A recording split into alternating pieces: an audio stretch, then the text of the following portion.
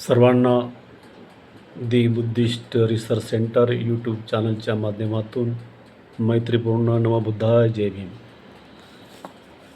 आज आपण पाली भाषेत भगवान बुद्धाच्या धम्माचे वर्णन करणार आहोत.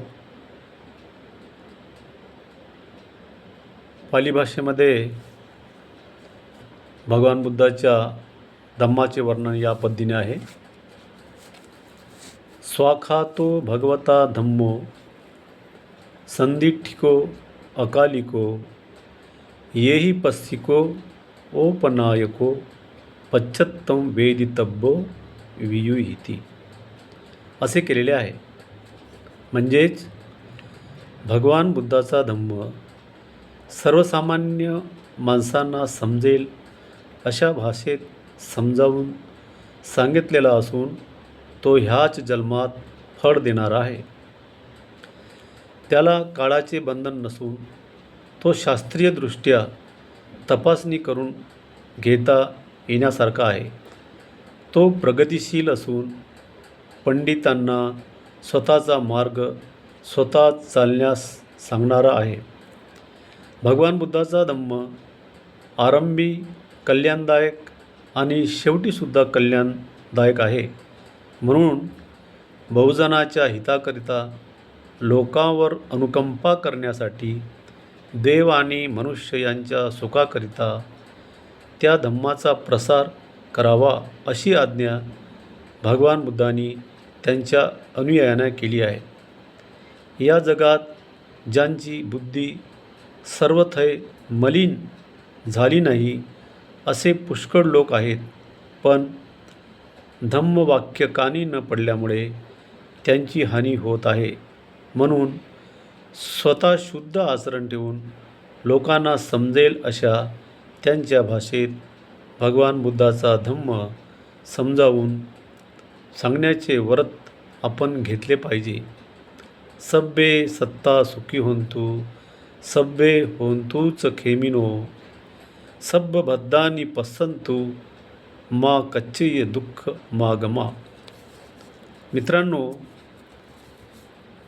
भगवान बुद्धाच्या धम्माचे वर्णन तसं म्हटल्याप्रमाणे स्वाखातो भगवता धम्मो संदिठिको अकालिको येई पस्सिको ओपनायो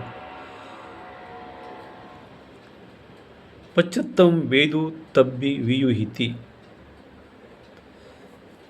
भगवान बुद्धाचा धर्म हा सर्वसामान्य लोकांना समजेल अशा शब्दात आपल्याला सांगायचा आहे.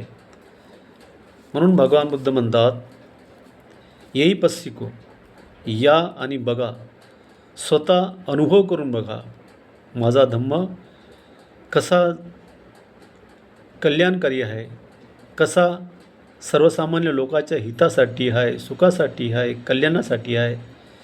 तुम्ही स्वतः प्रत्यक्षात बघू शकता.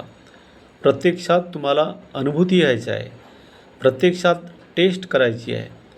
मी म्हणतो म्हणून नाही, फार पूर्वी काळापासून चालत आलं म्हणून नाही, फार मोठा विद्वान सांगत आहे म्हणून नाही, फार मोठ्या ग्रंथात लिहून आहे म्हणून नाही, संपूर्ण समाज त्या विचारानं वाहून चालला आहे म्हणून नाही.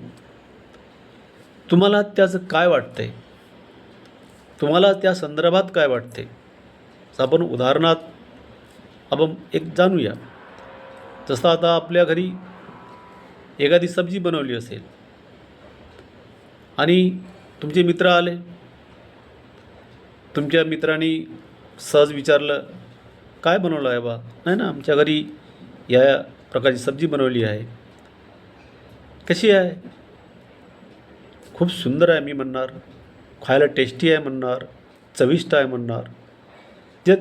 जर पुन्हा त्यांनी तुम्हाला जर विचारलं, खरोखर चविष्ट आहे का, खायसाठी स्वादिष्ट आहे का, तेव्हा मग मी काय म्हणणार, नाही मी तर खाऊन नाही बघितलं, पण माझ्या मिसेसनी म्हटलं का खूप चविष्ट आहे म्हणून मी तुम्हाला म्हणत आहे.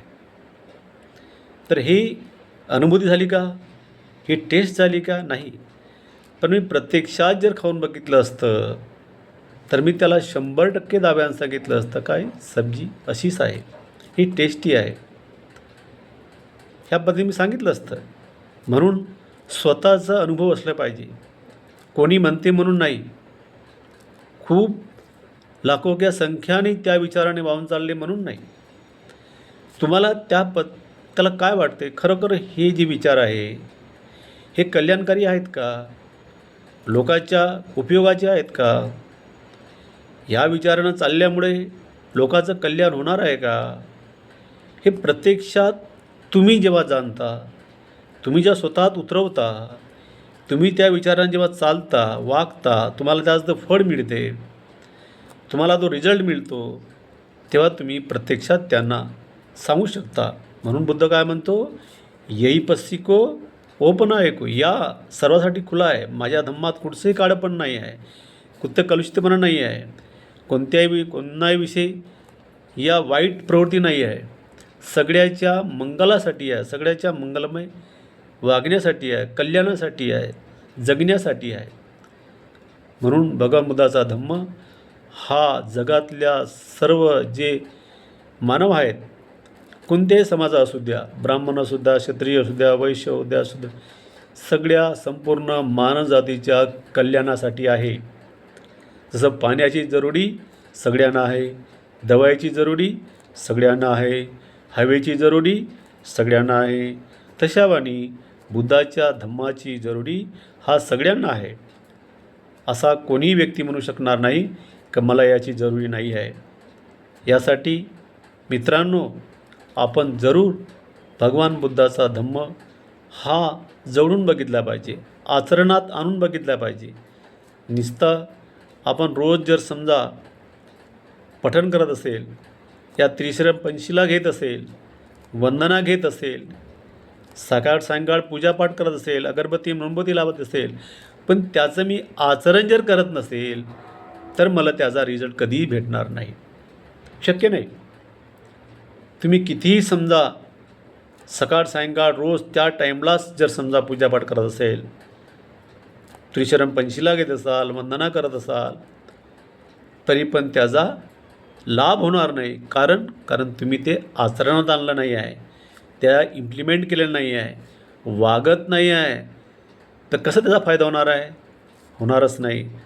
त्यासाठी आपल्याला वागणं फार महत्त्वाचं आहे. म्हणून म्हणतात ना, बाबा साहब जानते भी है, बाबा साहब को मानते भी है, लेकिन बाबा साहब के विचारों पे चलते नहीं है.